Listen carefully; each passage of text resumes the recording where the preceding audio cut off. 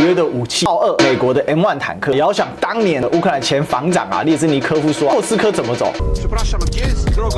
看来这些北约的武器呢，已经走到莫斯科了。说 M1 战车引擎跟豹2就不一样，美国的引擎用的是一个飞机的引擎，涡轮喷射引擎；豹2战车还是传统的柴油引擎。美国的 Max Pro Plus， 英国的哈士奇装甲车，其他都是迷彩色，这个还是停留在中东涂装，还来不及改就被缴获。联盟的国家，大家应该武器系统可以相通，不是哦？我除了提供这武器给你以外，我还提供这武器的维修的系统、装备、弹药给你，还能够使用。北约的军武看起来中规中矩，俄罗斯军武有一种抽象感。龟背坦克，这是坦克车哦，各位，据说是为了要防范的无人机，加装超大型的红式装甲，本来是俄罗斯军队的风格。透过我们对这些军事武器的了解，我今天学到一个最重要的事情：不管武器再强大，打仗不是单一种武器或多种武器，只有军援就一定会获胜。他要获胜，他有很多的条件。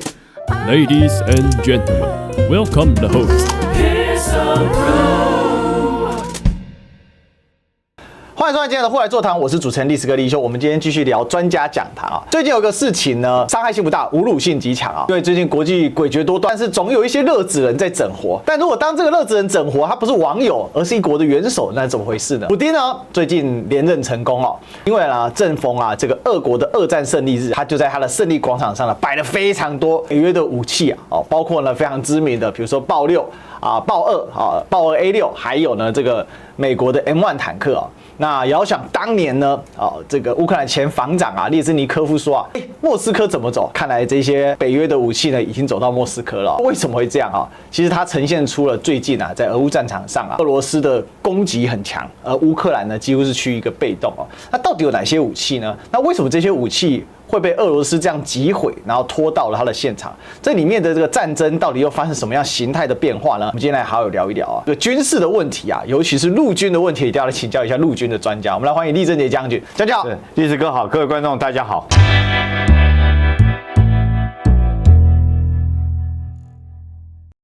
那我们来看一下，最近呢，在莫斯科的这个向公众展示的北约的武装哈，西方的主力呢，各种的战甲车全部都有啊。那我们看到5月1号起，他们就开始展示了。那总共来自了美、英、法、德、瑞典、澳洲，其实甚至还有南非的啊，就世界各国军事大展哦。包括呢，我们刚才讲到的 M1 哈、M2 好，然后欧洲的各种装甲车哦，在莫斯科的中央武装力量博物馆呢，哦，这个高级研究员啊就说啊，这个展览呢，是我们缴获的这种各类军事装备，总共32件啊。当然，总体不止32件，只是说有32件运到了这边啊。我是还看到了他们当时怎么运啊，因为有些击毁太严重，没办法拖啊，一定要把它又很重，又吊不起来，怎么把它拽上那个拖板车啊，怎么带上来的啊？那这一次啊，所展出的呢，我们就一个一个来点哦。那我们要特别感谢这一位啊，这个是一个莫斯科的大叔哦，他在这个 B 站上面呢，帮我们拍了很多啊现场的哦。那这个就是胜利广场上的一个展示现场哦，你可以看到啊，这孩子们成群结队来参观，其实这是一个极大的讽刺啊，就战争是如此的血腥哦，但是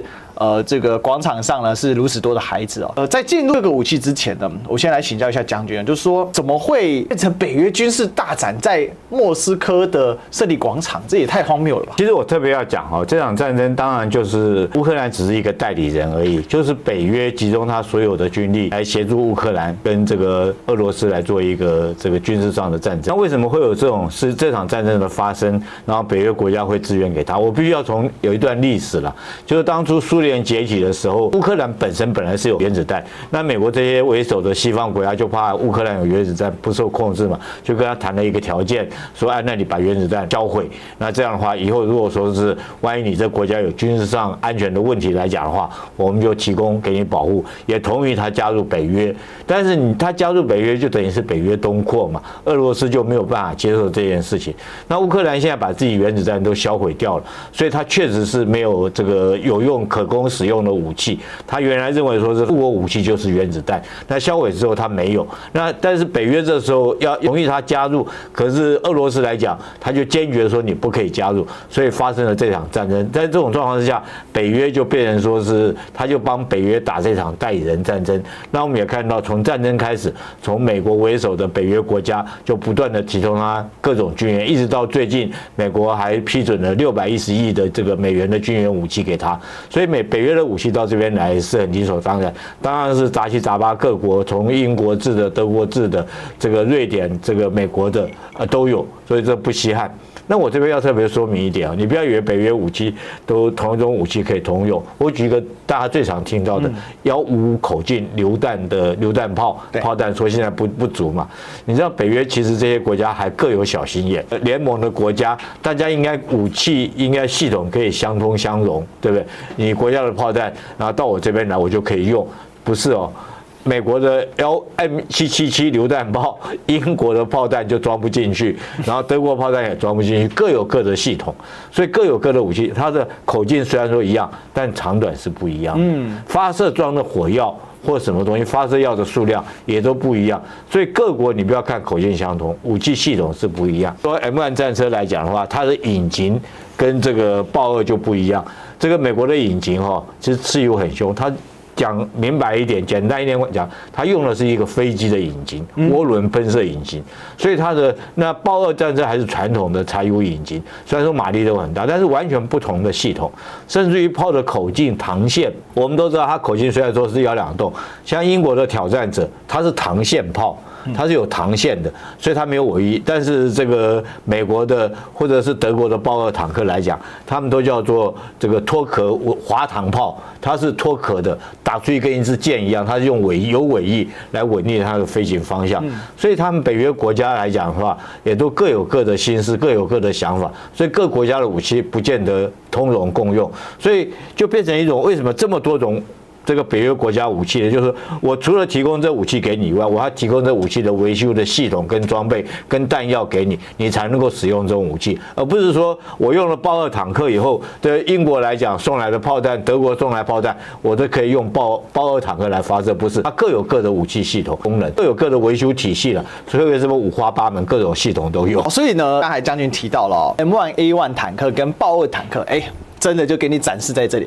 这我只能说啊，这个斯拉夫民族还是有一些幽默哈，但是虽然很奇怪哈，他就特别还故意给你贴上国旗啊，以资识别啊，告诉你说这个是哪一个国家来的这个武器哦。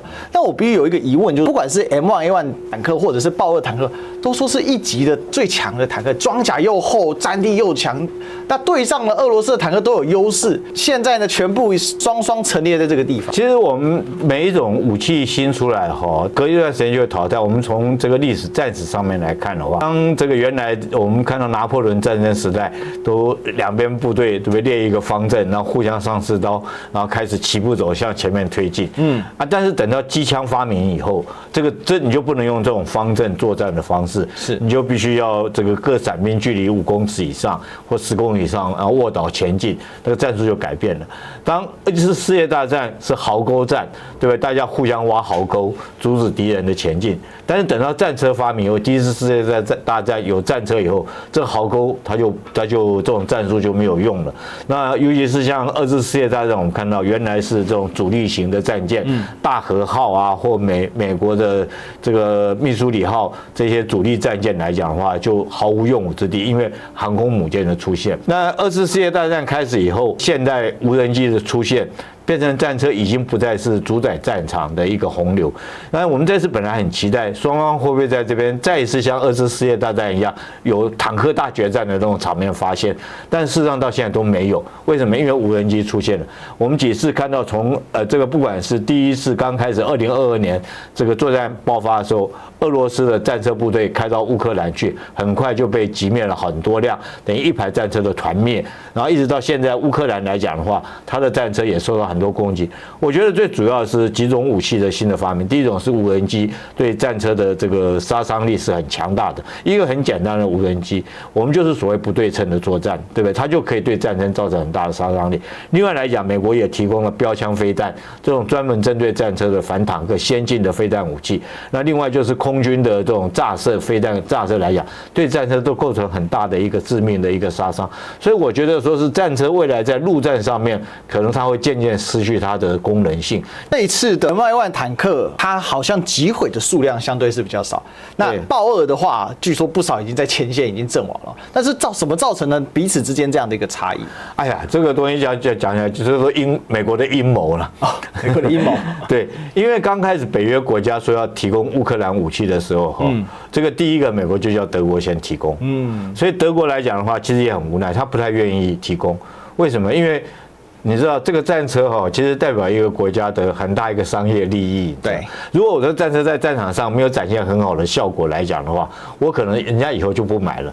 那欧洲来讲，最主要主力的战车，德国卖的就是英国自己有自己的，对不对？包括瑞典他们都有自己的武器，那法国也有自己的战车。那德国就很担心说，我这上了战场以后会不会真的效果不好来讲的话，但是被美国强逼用德国豹二战车，就第一批被送上战场，所以他被送去的最多，所以他被击毁的也最多。美国一直到2个月前，他才把 M1 战车，他说我要整修，他就没有把他库存的 M1 送上去。这场仗从去年这个乌克兰说要大反攻开始，一直到去年的年底，美国再把 M1 战车送上去，而且送上去。他还做了改装，他改装什么呢？美国最新 M1A2 的战车，但他给乌克兰是 M1A1 战车，就是旧款的。然后他不但给他旧款的，还给他什么？就是改装。我们知道装甲最好的是一个是抗穿甲的厚度来讲很重要嘛。抗装甲来讲的话，大家都知道用平釉装甲，对不对？用平釉这种最坚硬，可以抵挡住穿甲弹。但是美国特别把这个平釉装甲给它拆下来，换成一般的钢铁，所以说它的抗装甲能力就比较弱。那美国前后也不过支援它30几辆，那你30几辆现在来讲已经被打掉7辆了。所以说这次来讲的话，美国之所以数量好像感觉比较少，第一个它送去的时间晚，第二个它送去的这个数量少，第三个它改装了没有原来 M1A2 的那种抗装甲的厚度，所以也被击毁了6、7辆。其实我这边特别要讲美国也很保护他的 M1 战车，他也怕说，跟豹二一样重复豹二在战场上的这种命运，被击毁的命运，很没面子，所以他交代乌克兰。他说：“你要用我 M1 战车有几个条件，第一个，你前面要派一辆扫地雷车，在我 M1 战车前面就等于新娘出嫁，前面要有礼车开道。那第二个，对不对？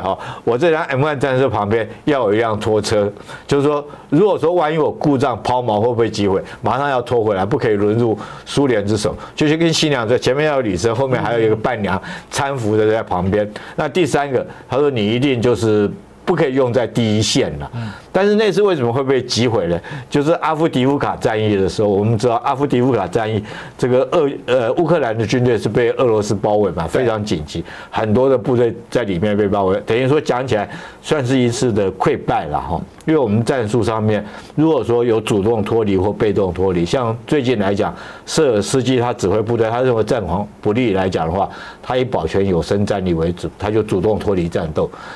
那次阿夫迪夫卡战役很明显看出来，就是泽伦斯基，因为他继续要北约的支援，所以他不准阿夫迪夫卡的部队撤出来。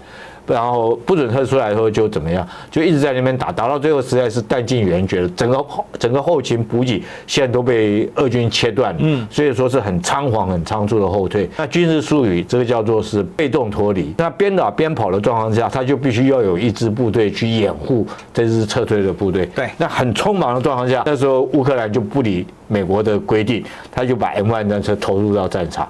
所以一投入战场，立刻就被这个空中无人机就击毁2、3架。俄罗斯还有一个特色，为什么它可以击毁那么多？你知道？因为俄罗斯的军人一看到这个 M1 战车来，他不是看到一个大杀戒很恐怖的这个大魔王来，他看到是一辆黄金开过来。为什么这样讲呢？因为这个普京他有讲，他说击毁一辆这个 M1 战车的话，50万卢布。哇！所以你看这些重赏之下有勇夫。对，重赏。所以说那些这个俄罗斯的士兵他看到这个战车过来 ，M1 战车过来的时候，不管是无人机的飞手或地面这个反坦克的射手来讲的话，就跟看到一辆黄金开过来一样，大家争先恐后的过去打，所以他一下子被干掉很多。所以这个政治还是对于军事如何去展现那个手腕，对，如何鼓舞士气是非常重要的。对。那我们也可以看到泽伦斯基也会到前线去打卡自拍那不过我看了一下这整个的受损的状况，比如说以这个来说，因为这个连炮管都出现了这种弹坑，这代表说这个是非常激烈的战斗，还是说因为现在的武器其实坦克的装甲很难只靠自己的装甲去抵挡住？如果说炮管这个，我觉得是炮弹刮伤了，因为他们现在战车哈，你要打爆一辆战车没有那么容易。OK， 它前端这边的装甲非常厚，厚到2-3公尺。整个钢板有这么厚，你想想这么厚的钢板，你不是很容易就能够打穿的，对不对？那你想想看，这个炮管来讲，它那个钢也是很好的钢，火药，你如果说是要，就算是你打到，你不见得能够打穿到它，因为它自己本身就要承受它的发射药的火药的爆炸威力。明显的就是说，战车来讲，这几次受损的状况，第一个是地雷。地雷炸它履带，对不对？哈，第二个是无人机的攻击。那美军的 M1 坦克哈受到攻击，你看它人员大概还是安全的。因为它是殉爆，它把那个弹药仓隔离在后面，就是你爆，我让你后面的东西爆掉。就像包括现在很多汽车设计也是这样，我们都知道它有溃缩式嘛，就万一我发生事故，我撞到以后，我把这个冲击力我在前面引擎让你去撞那个引擎，让引擎可以撞坏，但那力量不会传到驾驶座来。那战车也是类似这种道理。如果说万一我被击中来讲的话，我后面那边很容易爆掉、殉爆，放弹药地方，那压力就从那边泄出去了。那人员来讲还有逃生的机会。是。像这个布拉德利这一次，我看在战场上用了非常非常的多啊。他这次为什么用的多呢？因为他是在城镇战，我们这次俄乌战争很明显看到很多的城镇战。装甲车来讲的话，它是比较适合城镇战，因为城镇战大概不太容易遭受到那种战车对战车的那种重口径的大口径的火炮的射击，但是它又必须要打这个大楼后面背后，所以它上面的这挺这个应该是机关炮，小口径的机关炮，它对那个射击来讲射速又快，然后破坏力又强。那这个美国艾斯培这个他们前国防部长也特别指明这战车，他说他认为这个战车在美军自己未来的城镇战都已经算落伍了。可是美国现在来讲的话，它这个新的工业还没有研发出新型适合城镇战的这种武器，还没有研发出来。但是对于俄乌这种战场跟他们这种跟美军他们以人命为主的这种战争的心态来讲的话，布莱德利战车在这种城镇战里面还是可以发挥很大一个功能跟功用。所以我们在战场上看到最多，影片上面看到最多的是布莱雷德战车、步兵战车是最多的。那我想请教一下，它上面这个到底是什么？这个好多这个看起来盖子，这个是什么？这个应该是反映这个装甲片了，就是它其实里面装的应该是火药，它这一块里面装的就是火药。这一块里面装的就是火药。就是我战车炮打到这边的时候，它会引爆。就是把我打过去的力量跟它这个火药力量互相爆炸，等于就不会伤到装甲，所以它反而装的是火药在这边。对，是反应式装甲。对，反应式装甲。你说这边爆一个，这边爆一个，把力量给消掉。对，让你的这个弹没有办法直接击到我的车身来做保护。那像这种自走炮，他们会怎么去操作？战车你不要看那么大一颗炮弹打上去以后，其实我们讲说打到战车以后，它是锥形装药，它不是把整辆车子给你炸掉，车炸不掉的，但是它是什么？这种火药的装置叫锥形装药，还是这样？那我画斜线的部分，假设这是一颗炮弹，斜线部分是火药，然后前面这个前端这个三角形，这个菱形空的地方是完全空心的，是空心的。然后如果说一旦击到目标引信爆炸的话，它这些火药会集中在这个弹头这个点。全部集中在这个点，然后烧穿一个洞，让你装甲可以烧穿一个洞。然后所以说当你战车被这个反装甲武器，包括我们现在台湾自己的红准火箭发射筒，或者是说这个管子插进去，肩扛式的火箭弹，类似都是这种装药。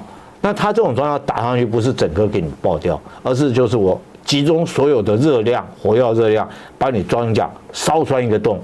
穿进去以后，那利用那股热穿进去，把里面的人烧死掉。然后或者是说引起你里面，如果说里面有炮弹的话，就引起殉爆。所以你看到打到以后，战车爆炸是里面的炮弹爆炸，不是这颗飞弹爆炸，这颗打上去只有一个洞。如果说各位，当然可能你们没有机会了，像我们以前有打过11上面的这种反装甲武器，包括1洞6无后坐力炮啊，这些炮其实打到战车上面，那个打靶我们去打战车嘛，打上去又过去看，上面都大概只有这么大一个洞哦，但是它是烧穿进去的，因为它有个热射流嘛，就是它里面它前面那个头撞下去之后，先撞出一个洞之后，后面整个火药往里面灌，对，烧穿一个洞，烧进去。因为我先爆，你就破坏掉你对。哦，了解。所以说所以为什么这个现在来讲，无人机啊，或者是说 RPG 啊，他们功能就是用这种反装甲，那就是代表那相对的，如果装甲越厚，假如说你现在这个 RPG 它比如说它只能烧穿50公分来讲的话，那我做到100公分，你就是拿我没办法。我最多给你打穿50公分，我还有50公分的防护力，那必须要用更大的这种炸弹才可以有机会打穿，要不然就是你要攻击它顶部，它顶部不可能做到那么厚。所以可以看到，等于说这一次俄乌战场上几乎就是这种陆军的实战的检验。对。再来，当然美国还是被俘获很多，有一些比较旧款的，比如说 M113，我想这台湾人应该非常熟悉它。我们都做过，很多当兵的都做过。台湾有一款仿制的。对，没错，我们台湾也有仿制这个，我们台湾仿制比它还好了。我们台湾仿制还可以浮在水上开。然后这款战车还有一个绰号，你知道，叫做战场计程车。哦，战场计程车是越战的时候的武器，因为它在战场上不管是这个伤患的后送、急救，或者是运兵，都是用这个车，所以是通用型的一个战场的一个装甲车辆。那这个也是美国的，这叫做 YPR765装甲车，对，感觉很像啊。对，很像，因为这个在战场上面，它就是一个运输的一个平台啦。那你如果说是，我想说，很多人对 M113可能比较熟，它里面如果说我带人的话，就是装甲运兵车，是它旁边还有这个枪支的射孔，还有你可以在车子里面不出来，就可以在那边做射击，也可以用哈。那你也可以做通常这种装甲。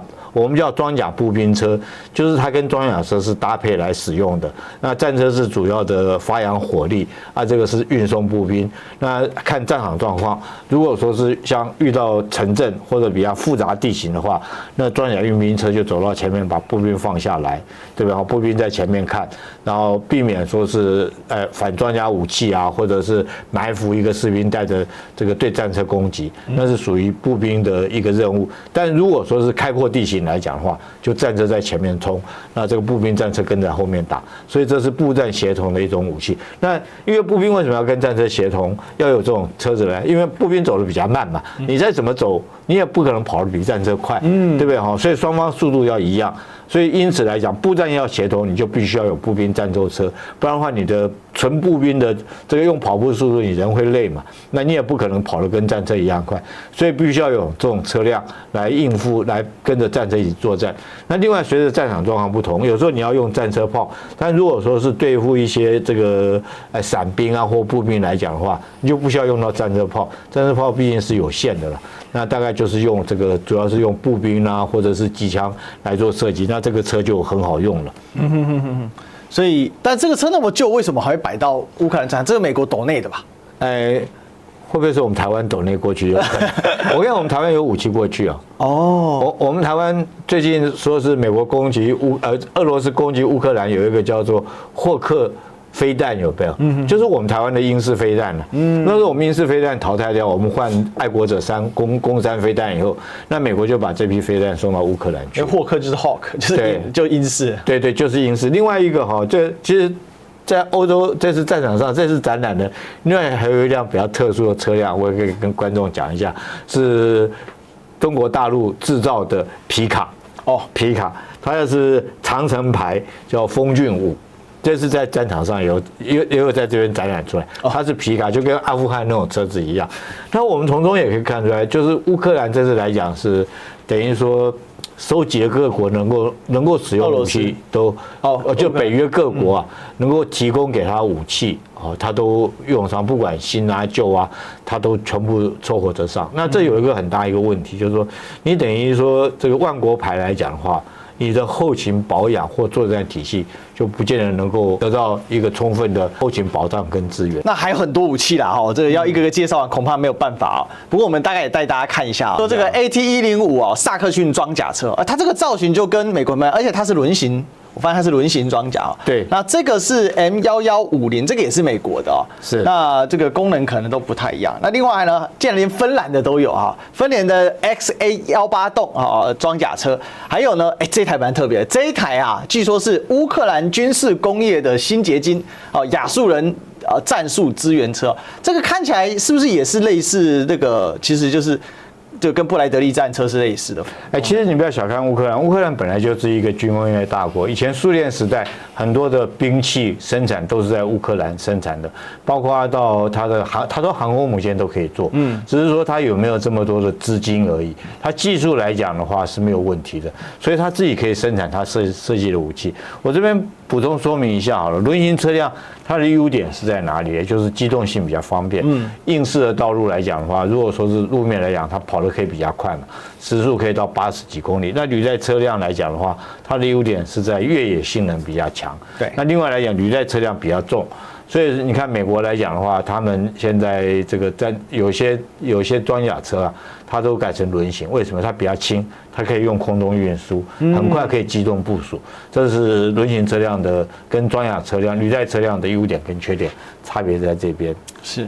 好，那再来呢？还有包括像瑞典的CV9040啊，九洞四洞啊的装甲车，还有呢法国的轻型坦克 AMX10RCR， 这个车好小哦。我特别说明一下哈，其实每一种车辆在战场上各有各的功能啦。是。那其实我概略区分，其实像这种你看到这一根炮管伸出来，大概只有3种类型。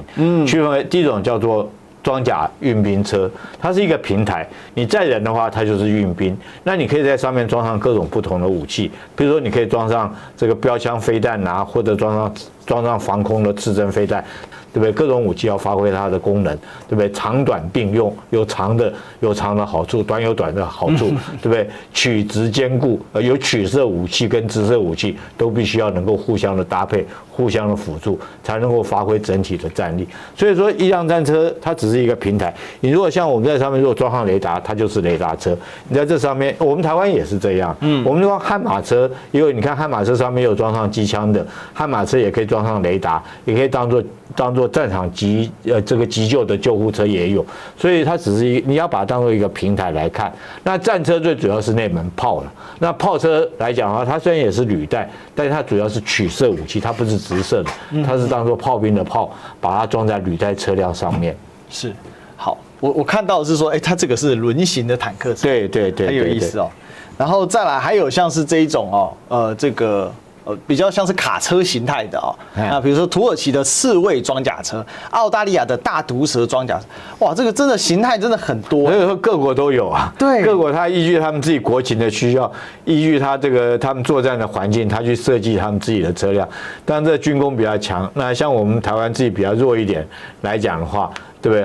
我们就只能跟美国买嘛，买我们自己需要的。那台湾现在也不错了，我们自己也做出6轮甲车来讲的话，这是适合我们台湾地形作战所需要。因为我们台湾路面比较多，我们大概越野机会比较少。台湾大概从北到南，对不对？从中央山脉开始到海边，包括中央山脉里面都有很好的铺的柏油路面，所以其实我觉得我们台湾蛮适合用轮型车辆的。那像这个美国的 Max Pro Plus 英国的哈士奇装甲车，这个一定要特别介绍一下。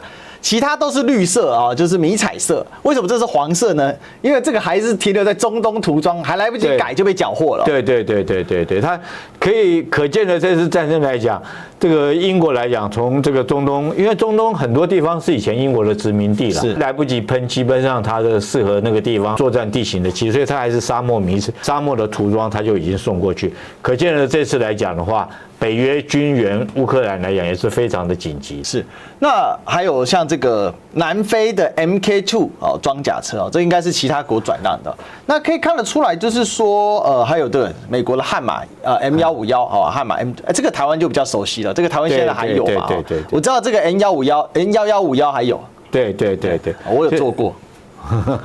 它其实你们观众不知道有没有做过，其实它座位很小。对，它最后很小，它中间从这个驾驶座到这边反而很宽，对，它可以摆无线电机啊或什么东西的，它是作战功能，后面很难坐。对，后面就是一个木板的，哎，那不是它后面可以各种形态啊，对不对？你如果说运兵就做木板嘛，超颠的。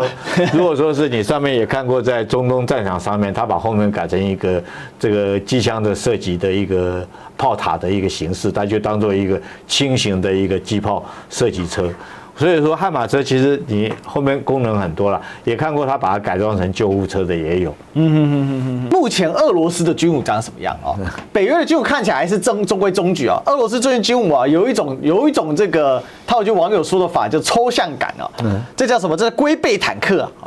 这是坦克车哦，各位。好，这一台领着好几台啊。那都把他自己的坦克车搞成这个样子了，这个是据说是为了要防范所谓的无人机啊，所以加装超大型的笼式装甲啊，也就是说，在原本的坦克装甲外面再盖一层这个笼式装甲，那材料各异啊，有这种铁蒙皮的，甚至说有用这个有一部分用木板去加构的，或者是什么样的状况，反正呢，总之各显奇才啊。那很多看起来好像是在战场前线加工的，那我可以看更近一点，包括呢它的正面哦，像这个地方。是炮射出来的地方，它当然不能加装甲，他就给它加了一个帘子啊！哇，将军，这个北约的武器我们还理解啊，这个万国牌是没错，所以对乌军来讲操作有困难，然后呢遗留了很多一部分可能也是气势的问题，还有它的协同作战有困难。这果然是俄罗斯军队的风格，粗暴。但是很实用，很实用。这个战车，我一开始我跟各位观众介绍过嘛，哈，战车最薄弱的地方就是它顶部。你如果顶部也做到很厚防装甲来讲的话，你战车太重就开不动，影响你的机动性。所以那该厚的地方厚，但是该薄的地方就要薄。结果没想到它薄的地方是上层。那现在来讲，因为无人机发现以后，无人机的功能，它就垂直飞到你上空，从你上空丢一颗炸弹下去，甚至一颗手榴弹都有可能把你的上层的装甲炸穿，然后或者是说把你隐形的那个地方炸坏掉，那你战车就殉爆了嘛。所以我们看到所有的战车现在都装铁笼子。装铁笼子，包括什么地方都装铁笼子嘞，包括以色列的战车哦，它跟这个哈马斯的打仗，它的战车都装笼子。各位如果注意看的话，它都必须要装那个铁架子哈，防止这个 PRG 导弹对它射击。因为为什么它要装在上面？因为我们知道它把战车这个苏卡瓦战车开到城镇里面，加沙走廊。那个哈马斯它可以从上面楼上往楼下反装甲的火药，它是锥形装药。它如果打到这边，它没有穿透过去，它没有碰到装甲来讲，它就烧一股热，一股焰流出去，你真的碰到真正的装甲，你烧不穿了。所以这非常好用。它虽然说很粗暴、很不好看，但是非常好用。但是大家不要看这小乌龟啊，这应该不叫小乌龟，这应该叫大乌龟了。它这里面哈，它除了这个铁壳包起来的话，它另外还有什么呢？它另外还有这个反无人机的雷达装置、抗干扰装置，它也装在这里面。所以这辆战车来讲的话，它顶端装的是电子装设，所以它用这个钢板把它盖起来。但我发现很有意思的是，这一场战争，如果说我们两边都呈现了各种军武吧，那打到现在，当然俄罗斯占上风。那就将军的角度来说，这个战争是不是改变了很多这个军事的形态啊？非常是如此。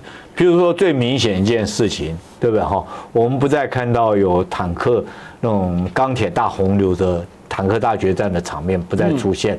那第二个就是我觉得最大改变就是无人机的操作使用，然后第三个我觉得最大的改变是 AI 智能的控制已经进入到这里面，然后当然包括到网络，包括到太空的星链。大家不要忘了，这场战争一开始的时候，马克思也将他的星链移到乌克兰这边来，对他们做提供支援。那美国的包括它的全球鹰的无人机，对不对？也在那边提供很多的这种情报的资源。所以说乌克兰才可以在第一时间用它的海王星飞弹击沉俄罗斯的黑海舰队的旗舰，那艘这个巡洋舰嘛，所以万吨级的巡洋舰被他用飞弹打沉了。所以在这种东西，我们就可以看到未来战争，你说到底是越来越这个精致化，还是越来越这个简单化哈，或科技化，都可以这样讲。你看这无人机事实上是很简单，可是它就凸显了就是不对称作战的一个重要性。那像这枚来讲，这隐性式弹头，这架无人机就是很明显是一种自杀式的无人机。那我个人认为来讲，它这颗那么大，如果以这种弹头来讲的话，它可以就是对战车做攻击了。那你想想看，它成本才多少钱？它可以对一个战车做攻击，对不对？所以说这个无人机的使用在战场上产生一种不对称的一个效果。那第二个网络的使用，第三个 AI 智能的使用，现在都已经加进来了。最近美军在乌克兰战场有一个新的计划，叫梅文计划。梅花的梅，我们中文把它翻译成梅花的梅，文章的文。什么叫梅文计划？就是 AI 的功能，就是。假如说我的卫星，我发现一个目标，那你要不要打？对不对？其实你不要看了，这辆战车，我发现一辆战车，好，这辆战车是你军还是我军的？或者是你刚刚我们看到那么五花八门，到底这辆战车是哪一国的？哪一国的？可能都是乌克兰的，可是它可能是奥地利的，或者翻图鉴就翻不完这样。对，你就看不完。但是 AI 可以自动识别。第二个是真战车还假战车，对不对？是俄军还是我军不晓得。第三个，这辆战车会不会是伪装的？是坏掉了还是我不晓得。那第三个，它到底是在前进还是后退？会不会对我有多大威胁？那我觉得现在美军它现在在乌克兰战场使用应用的这种 AI， 就是自动会自动学习这些数据。然后如果说是要攻击的话，采用什么样的武器，怎么样的一个指挥链，是要用无人机攻击，还是用炮兵的射击或干什么？它会有一种这个 AI 新的技能，已经在俄乌战场上这次已经很具体，它的名称已经出来，叫是梅文计划，这种东西已经出来了。是未来战争一个很明显一个趋势。现在乌克兰的陆军总司令这位呢，这个帕夫柳克现在帕夫柳克将军呢，他就很感叹，他说一切最终只能靠自己啊。他怎么讲呢？他在接受英国《泰晤士报》的专访的时候，他说，过去2年给他最大启发就是不应期待任何的人事物，一切最终只能取决于自己。他说，有太多的国家坐等战争结束，等着看战争将如何收尾，只希望战争不会影响到他们那帕夫柳克说乌克兰日益感到孤单，并且呢，这个指出呢，战争的样态已经开始的时候有极大的不同，无法相提并论。所以乌军在这一系列，我们刚才看了这么多武器被缴获到了胜利广场，然后遇到了俄罗斯新搞出来的龟背坦克又没有效，是不是更加绝望？现在的陆军总司令这场战争，俄乌战争很明显就是北约跟俄罗斯一场代理人战争了，然后决定的战场在乌克兰，因为北约一直想要东扩，将乌克兰变成一个这个属于北约地区来讲的话，那就俄罗斯来讲，他当然不能接受。你北约如果东扩到我的这个前面，对你在这边摆飞弹，直接威胁到我莫斯科，他怎么能够容忍呢？所以他就一定非要攻击乌克兰不可。再加上历史，他们乌东地区顿巴斯本来就是有很多恶意的民族，那乌克兰泽伦斯基又对这些恶意的民族来讲的话，什么禁止他们讲俄语啦，只能讲乌克兰文啦，或者宗教信仰不同，甚至于对他们有一些的这种不平等的待遇，所以基于以上种种各种因素，就爆发了这场战争。但是我觉得最重要的一个原因就是地缘战略，也就是说，乌克兰处于俄国跟北约这些国家中间的一个国家，你自己要有自己相处之道。如果说是你一面的被这个美国拉着走，对不对？一面要加入北约，你这场战争势必会造成的。那美国跟北约国家这场战争很明显就是想要借乌克兰，你去打，我出钱你去打，然后来消耗俄罗斯。但是没想到打到现在这个我觉得这个陆军司令讲这句话他可能有感而发，对不对？我们替北约这些国家付出了我们子弟的生命，流出了鲜血，毁了我们自己的家园。但是北约这些国家现在来讲的话，还有没有能力提供我们，对不对？北约现在来讲，很明显的就是他们所谓乌克兰疲劳嘛，不管是金钱方面的资源或各方面来讲，就显得说是慢慢已经不像以前刚开始2022年刚开战的时候这么热烈。那美国之所以现在还愿意提供610亿美金，对不对？那只有一个原因，拜登一直希望把这场战争拖到他大选结束，他不希望在大选之前，对不对？他如果说是承认败仗来讲的话，会影响到他大选的选情。不过目前看起来，将军，我们是一句话，这样打下去，如果没有政治形势的变化的话，乌克兰赢还是俄罗斯赢？我现在据我最近的了解，这次习近平跟马克宏见面他们有谈到俄乌战争了。那目前这个普京那边他愿意和谈。他也知道这种仗打下去没有太大意思嘛，都是斯拉夫民族，他只要达到他战争的目的，就是我打仗目的是我要我的战争目的，我战争目的是什么？他现在提出来几个条件，第一个就是说你乌克兰不可以加入北约，要中立化，对，那这是第一个条件。第二，他给乌克兰说你可以加入欧盟，欧盟看要不要你。你现在来讲，整个国家打得稀巴烂了，对不对？都已经那么穷困，欧盟愿意提供给你资金，那他就提供给你资金，我没有意见。那第三个，克里米亚那个半岛属于我俄罗斯，这是毋庸置疑的。2014年我已经宣布它是我的国土。那顿巴斯地区，如果他现在来讲，我们大家坐下停战以后，我们坐下来谈，对不对？顿巴斯地区到底是要划归，普京没有说要这个划为俄罗斯的国土，他说最起码条件就是高度的自治区，你不可以再欺负顿巴斯这个地方的恶意的人民，对不对？他可以有高度的自治权，可能他有自己的经济权，因为乌东地区顿巴斯就是乌克兰最富饶的地区了，它的工业都在那个地方嘛，它是不是有自己的经济，拥有自己的经济的支配权，或者是说自己的军队，或者是说他可以有自己的宗教信仰，他自己你不可以禁止他讲俄文，对不对？只准他讲乌克兰语，不准他讲俄文，不可以。他目前来讲，我知道说是普京他列出这几个条件，还有一个条件就是乌克兰你要裁军，到底裁到多少，他们可以再谈。那我觉得如果说是目前来讲，在西方媒体已经有这种讯息报道出来，就是这次习近平跟马克宏见面，他们双方有谈到这个的话，我觉得普京也不见得说是非要占领整个乌克兰。那你本来就是希望有一个中间缓冲区嘛，就你自己打到那边去，你是不是把自己陷于险地？对，也对俄罗斯来讲的话，他整个占领乌克兰对他也不好，所以我觉得他这个计划是经过慎思考虑之后提出来一个停战一个协定，我觉得是值得这些西方国家。那但是这些条件可能要等到拜登大选完以后，才有可能被逼上谈判桌。但是很明显一件事情你看这次马克宏跟这个习近平见面，紧接着普京跟习近平见面，那紧接着普京要跟这个埃尔多安土耳其总统见面。那俄乌第一次和谈在哪里？就是土耳其。对，个人来讲是对于这场战争，今年美国总统大选之后，可以有一个比较人道的一个结束，是抱着乐观的期待。但我们也不能讲说今天俄罗斯跟乌克兰的打仗，好，那这个单方面都是乌克兰错，这是一个非常复杂的历史、地缘、民族的各种方面的一些问题。对，这个不是三两下可以讲得通的哦。但是透过我们对这些军事武器的了解，尤其陈列在俄罗斯胜利广场上的了解，大家可以看到，我认为我今天学到一个最重要的事情是，不管武器再怎么精良、再怎么强大，打仗不是单一种武器或多种武器，或者只有军援就一定会获胜。他要获胜，他有很多很多的条件哦，而且还有国力的支撑。所以未来如果说台海发生冲突的话，那就将军你的角度来说。这个我们看到了俄乌打到现在这个状况，我们的胜利广场已经变成北约军武展示台了哦。是，那你觉得给了我们什么样的启示？我觉得就跟这个乌克兰总司令讲的一样，其实最重要最后第一个还是要靠自己啦，你不要把这些胜利的希望寄托于美国。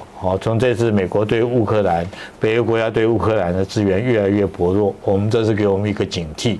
那第二个，我觉得说，就像你讲的，军事是政治的延伸，这句话绝对没错，我也支持。但是大家不要忘记了，政治也需要军事的支持。当你没有那种军事能量，你就不能去做这种政治的决定。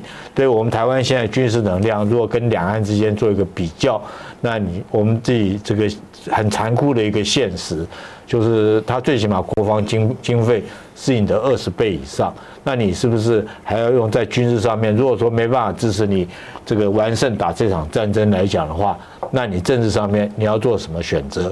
你是要选择说是继续走向台湾独立之路，还是准备维持现状？那维持现状是要维持多久？因为这个东西很明白的讲，对不对？如果说是，除非你看到大陆解放军他们因为经济衰退或干嘛的话，慢慢走向末路，或许你还有机会等。那如果它越来越强大的话，我觉得你的压力就越来越大。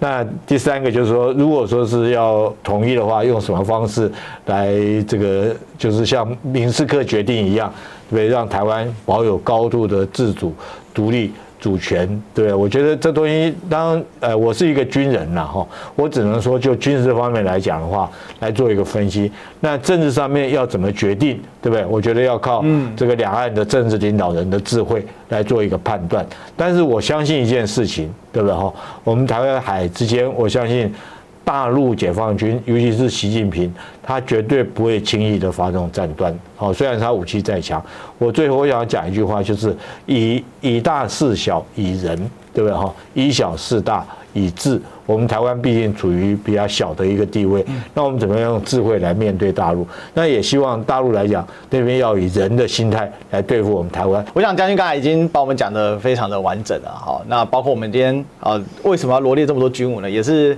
带大家看一看实际战场到底怎么打啊。我知道很多人可能接收资讯的一个落差了，所以对于说俄乌战场是什么，那又因为乌克兰疲乏嘛，所以大家也都没去看。但实质上这场战争的具体呈现出来有非常多的面向，是完全是一个新的一个打法。然后这个打法你也可以看得到，一个军事大国曾经乌克兰也以为俄罗斯是纸老虎，好。但没有想到呢，这只是一头睡着的双头鹰啊！是。那现在清醒之后呢，那他靠着他自己的军工武器哦，那对抗着北约。你看这个五花八门，不要再说北约没帮忙，北约还真下场帮忙了，只是帮了太多，但是他不能去承认他帮太多，因为一旦承认帮太多的话，那这下。这个我们一开头讲的嘛，伤害性不大，但侮辱性极强。今天关于这个乌克兰的这个俄乌战场上发生的这些事情啊，给我们的启示，我想也跟大家做了一些分析跟分享啊。那如果觉得很精彩的话，记得帮我们按赞、订阅、分享、打开小铃铛啊。那我们最近在冲刺30万订阅哦，所以需要大家多多的帮忙。另外呢，这个也记得要加入我们的会员。我们现在呢，会员都有会员专属啊。如果呢这个正片看完呢还有一些资讯的话，遗漏的话，可以到会员专属来看。那也欢迎大家可以呢，就超级留言、超级感谢给我们更多粮草表达的意见，也欢迎大家用线下赞助的机制，绿界、PayPal、微信、支付宝、邮局，好，有更多粮草，我们做更多的事情。那我们今天的非常精彩，我们再次谢谢将军，是谢谢。好，那我们就下一期再相见了，拜拜。